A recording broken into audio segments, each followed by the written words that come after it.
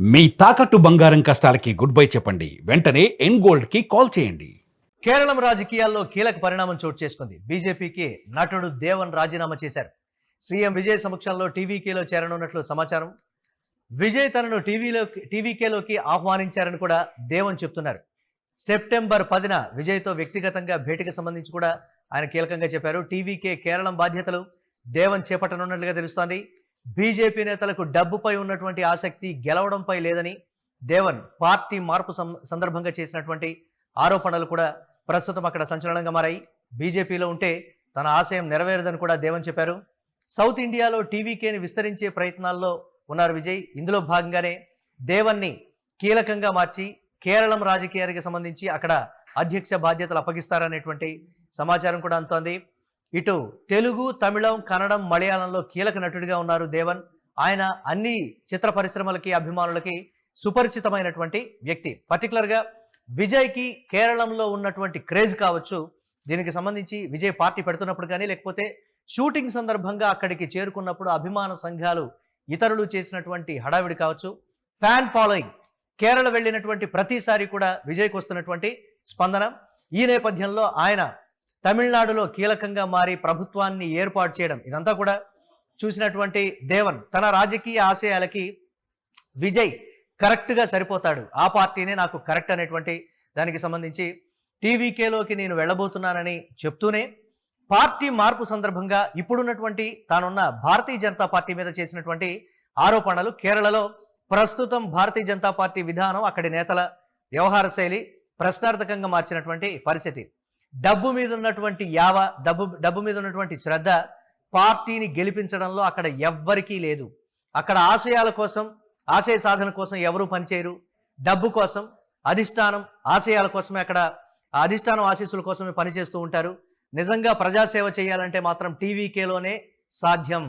South ఇండియాలో టీవీకేని విస్తరించేటువంటి భాగంలో ఈ నేపథ్యంలో కేరళంలో దేవన్ ఆ పార్టీ అధ్యక్ష పగ్గాలు అక్కడ చేపడతారనేది ప్రధానంగా వినిపిస్తున్నటువంటి మాట. చూడాలి ఏ విధంగా ఉండబోతుంది అనేది. దీనికి సంబంధించి మరిన్ని అప్డేట్స్ మా కరెస్పాండెంట్ వెంకట్ అందిస్తారు. వెంకట్, కేరళంలో టీవీకే తన పార్టీని విస్తరించేటువంటి ప్రయత్నాల్లో భాగంగా సౌత్ ఇండియాలో పర్టికులర్గా కేరళంలో చోటు చేసుకున్నటువంటి కీలక పరిణామం, అందరికీ సుపరిచితమైనటువంటి నటుడు దేవన్ టీవీకేలోకి నేను వెళ్ళబోతున్నాను, భారతీయ జనతా పార్టీలో ఉంటే దీనికి సంబంధించి సాధించలేము, ఆశయాన్ని సాధించాలి అని అంటే మరొక పార్టీకి మారాలి, అది ప్రస్తుతం ప్రజాదరణ ఉన్న టీవీకే. కేరళంలో కూడా విజయ్కు ఉన్నటువంటి ఆదరణ కావచ్చు, ఆయన సినిమాలకు ఉన్నటువంటి క్రేజ్ కావచ్చు, వీటన్నిటిని ఒకంత పార్టీ విస్తరించడానికి కీలకంగా చేసుకున్నటువంటి పరిస్థితి. ఏంటి అప్డేట్స్ ఎలా చూడాలంటారు? ఇక్కడ బీజేపీలో ఉన్నటువంటి నాయకుల్లో చాలా మంది, అంటే బీజేపీ నుంచి బయటకు వచ్చిన వాళ్ళు కానీ, బీజేపీలో ఉన్నటువంటి వాళ్ళు కానీ, కేరళలో, తమిళనాడులో ముఖ్యంగా ఇప్పుడు కేరళ వరకు వచ్చింది, వీళ్ళందరూ కూడా టీవీకేకి అనుకూలంగా ఉన్నటువంటి పరిస్థితి మనం చూస్తూనే ఉన్నాం. ముఖ్యంగా ఇటీవల అన్నామలై కూడా టీవీకేకి అనుకూలంగా వ్యాఖ్యలు చేశారు, విజయ్కి కొన్ని సలహాలు ఇచ్చారు, విలువైన సలహాలు ఇవ్వడం జరిగింది అవినీతి వీటన్నిటికి సంబంధించి. ఇక ఇప్పుడు కేరళకి సంబంధించి దేవన్ వ్యవహారం మనం చూస్తున్నాం. అంటే కర్ణాటకలో కానీ, తమిళనాడులో కానీ, అలాగే కేరళలో కానీ, అలాగే ఆంధ్రప్రదేశ్ లో ఉన్నటువంటి తమిళనాడు సరిహద్దు ప్రాంతాల్లో టీవీకేని విస్తరించాలి అనేటువంటి ఆలోచనలో విజయ్ ఉన్నారు అనేటువంటిది ఈ మధ్య కాలంలో కొంత ప్రచారం అయితే జరుగుతున్నటువంటి పరిస్థితి ఉంది. అంటే మనం చూసుకుంటే కనుక ఆమ్ ఆద్మీ పార్టీ ఎలాగైతే ఉత్తరాదిలో ఇప్పుడు పంజాబ్ లో కానీ, కాస్త హర్యానాలో కానీ, అలాగే ఢిల్లీలో కానీ ఎలా 3-4 రాష్ట్రాల్లో కాస్త ప్రభావం చూపించేటువంటి ప్రయత్నం చేస్తుందో, అలాగే కొంత అటు గుజరాత్ లో కూడా ప్రభావం చూపించేటువంటి ప్రయత్నం చేసింది. కాబట్టి ఇక్కడ అలాగే సేమ్ మన ఆంధ్రప్రదేశ్, మన దక్షిణాదిలో కూడా టీవీకేని విస్తరించే ఆమ్ ఆద్మీ పార్టీ ఫార్ములాతో కొంత ఇక్కడ విస్తరించేటువంటి ప్రయత్నం. అంటే ఆ విజయ్ తన ఇమేజ్ ను కేవలం ఒక పార్టీకో లేదంటే ఒక ఇంటికో లేదా ఒక సామాజిక వర్గానికో పరిమితం చేసుకోకుండా అన్ని వర్గాలను ఆకట్టుకునే విధంగా ప్రయత్నం చేస్తున్నారు. కాబట్టి ఖచ్చితంగా ఆయనకున్నటువంటి ఆశయంలో భాగంగా ఎలాగైనా సరే దక్షిణాదిలో తన పార్టీని కనీస ప్రభావం చూపించేటువంటి విధంగా, కీలకంగా మారేటువంటి విధంగా, అంటే కింగ్ మేకర్ గా మారేటువంటి విధంగా తన పార్టీని తయారు చేయాలనేటువంటి ఆలోచనలో విజయ్ ఉన్నారు అనేటువంటిది మనకి స్పష్టంగా అర్థమవుతున్నటువంటి పరిస్థితి. అందుకని ఇప్పుడు కేరళకి సంబంధించి కేరళలో బీజేపీ ఎలాగో బలపడేటువంటి అవకాశం లేదు. అటు సురేష్ గోపి లాంటి కేంద్ర మంత్రి వీళ్ళు ఉన్నప్పటికీ కూడా కేరళలో బీజేపీ బలపడాలి అని అంటే అక్కడ వామపక్ష ఓటు బ్యాంక్ కానీ, కాంగ్రెస్ ఓటు బ్యాంక్ కానీ అటువైపు మళ్ళేటువంటి ప్రయత్నం జరగాలి. కానీ ఎక్కడ కూడా కింద ఆర్ఎస్ఎస్ ప్రభావం కానీ ఇవేవి కూడా కేరళలో ఉండటానికి అవకాశం తక్కువ, చాలా తక్కువ. తమిళనాడులో కూడా అదే పరిస్థితి. కాబట్టి అందుకనే ఇప్పుడు అక్కడ ఉన్నటువంటి బీజేపీ నేతలు కూడా ఇది టీవీకే వైపు చూస్తున్నారు. ఎందుకంటే కేరళలో కూడా విజయ్కి మంచి ఇమేజ్ ఉన్నటువంటి పరిస్థితి ఉంది.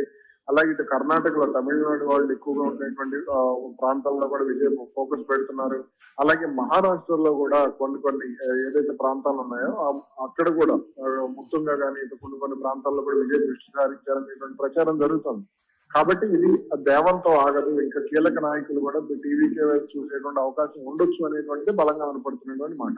అంటే దేవన్ చెప్పేది ఏంటి అని అంటే, దేవన్కు సుపరిచితమైనటువంటి వాళ్ళు కూడా కేరళలో కూడా ఒక ఆల్టర్నేటివ్ కోసం అక్కడ ఉన్నటువంటి ప్రజానీకం చూస్తున్నారు.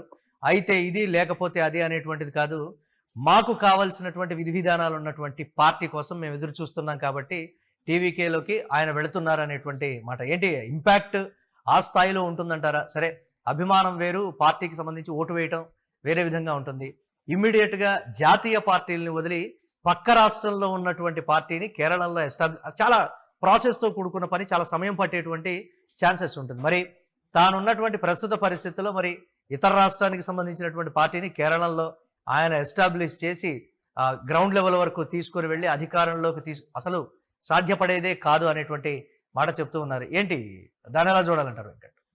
ఎస్, మీరు అన్న దాంట్లో వాస్తవం లేకపోలేదు. తమిళనాడులో మాత్రం సినిమా హీరోలకి ఓట్లు పడేటువంటి పరిస్థితి ఉంటుంది. కానీ కేరళ విషయానికి వచ్చేసరికి కొంత సినిమా హీరోలకు అంత పరిస్థితి ఉండదు. అందుకనే చాలా వరకు కూడా మమ్ముట్టి, మోహన్ లాల్ లాంటి వాళ్ళు కూడా పెద్దగా, ఎవరో సురేష్ గోపి లాంటి వాళ్ళు కొంతమంది మాత్రమే సాహసం చేసి కొంత సక్సెస్ అయ్యారు. కానీ మిగిలిన వాళ్ళు ఎవరు కూడా స్టార్ ఇమేజ్ ఉన్నటువంటి వాళ్ళు, మెగాస్టార్ ఇమేజ్ ఉన్నటువంటి వాళ్ళు ఎవరు కూడా అటువంటి సాహసం చేయలేదు. కానీ ఇక్కడ దేవన్ లాంటి వాళ్ళు చేశారు. అలాగే తమిళనాడులో ఉన్నటువంటి ప్రభావం కొంత అంటే కేరళలో పడుతుందా అంటే చెప్పలేనటువంటి పరిస్థితి ఉంది. తమిళనాడు వర్సెస్ కేరళకు సంబంధించి 2018 ఆ సమయంలో కేరళ వరదలు వచ్చినటువంటి సమయంలో కొంత ఈ రెండు రాష్ట్రాల మధ్య ఒక డ్యామ్ సంబంధించి వివాదం నడిచింది.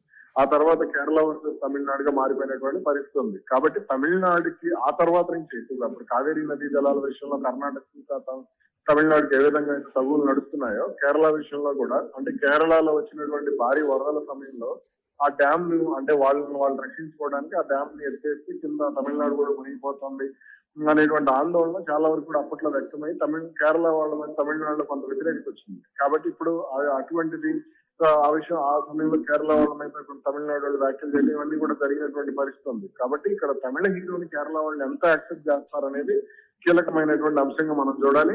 అలాగే సినిమా వాళ్ళకి ఓట్లు పడతాయా అంటే ఖచ్చితంగా, అంటే మన ఆంధ్రప్రదేశ్ లో అటువంటి పరిస్థితి లేకపోవచ్చు, కానీ ఆంధ్రప్రదేశ్, తెలంగాణలో అక్కడ మాత్రం కొంత ఉంది అనేటువంటిది మనం అర్థం చేసుకోవచ్చు. అందుకనే విజయ్ 2026 ఎన్నికల్లో మన జరిగినటువంటి తమిళనాడు అసెంబ్లీ ఎన్నికల్లో మంచి విజయం సాధించడం జరిగింది. కాబట్టి ఇక్కడ అలాగే మీరు అడిగిన ఇంకొక ప్రశ్న, క్షేత్రస్థాయిలో పార్టీని బలోపేతం చేసుకోవడం సాధ్యమా?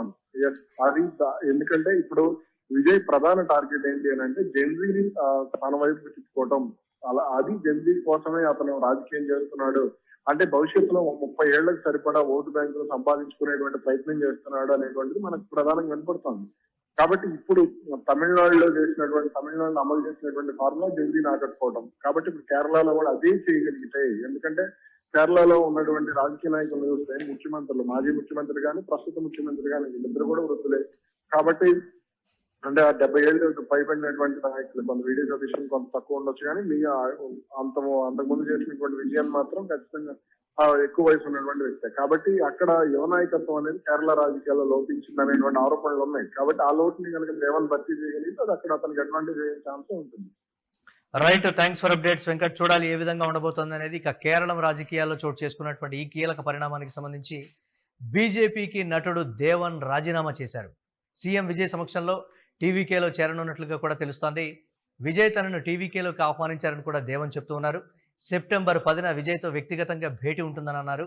టీవీకే కేరళం బాధ్యతలు దేవన్ చేపట్టనున్నట్లుగా తెలుస్తోంది. బీజేపీ నేతలకు డబ్బుపై ఉన్న ఆసక్తి గెలవడంపై లేదని దేవన్ ఆరోపణలు గుప్పించారు. బీజేపీలో ఉంటే తన ఆశయం నెరవేరదని కూడా దేవన్ చెప్పారు. సౌత్ ఇండియాలో టీవీకేని విస్తరించే ప్రయత్నాల్లో ఉన్నటువంటి విజయ్ భాగంగా కేరళలో ఒక మంచి వ్యక్తి దొరికాడు అనేటువంటి అంశానికి సంబంధించి కూడా విజయ్ అభిమానులు, టీవీకే కార్యకర్తలు సోషల్ మీడియాలో ట్వీట్స్ చేస్తూ ఉన్నారు.